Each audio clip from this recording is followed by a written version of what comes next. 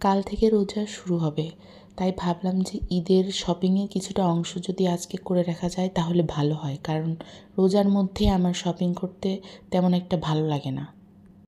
আমি যেহেতু ইসিবিতে থাকি তাই ভাবলাম প্রথমে অটোরিকশাতে করে মিরপুর 10 নম্বরে যাই, ওখানে কি পাওয়া যায় দেখব, তারপরে অন্য কোথাও দেখব।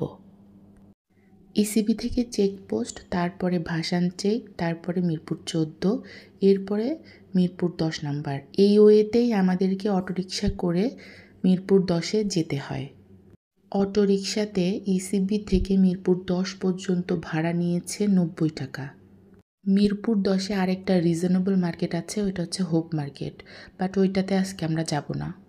আজকে আমরা গেলাম মিরপুর 10 নাম্বারের শাহ আলী মার্কেটে। আর শাহ আলী মার্কেটের এই অপোজিট রাস্তাতে কিন্তু অনেক সুন্দর সুন্দর জামা কাপড় আরও অনেক ধরনের জিনিস পাওয়া যায়।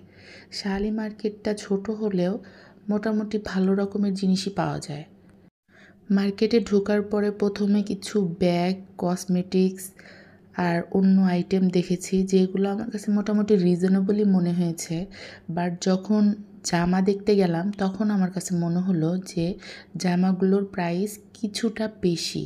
মিরপুর 1 নাম্বারে এর থেকে একটু রিজনেবল প্রাইসে পাওয়া যায়।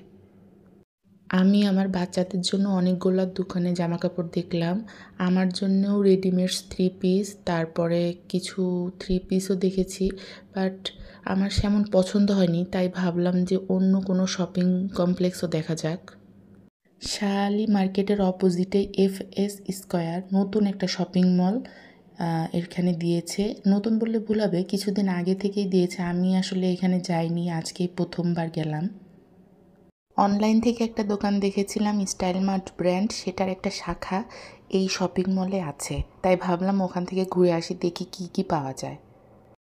আর এখান থেকে যদি কেনা না হয় তাহলে আমরা চলে যাব মিরপুর 1 নাম্বারে, কারণ ওখানে অনেকগুলো শপিং কমপ্লেক্স আর মার্কেট আছে।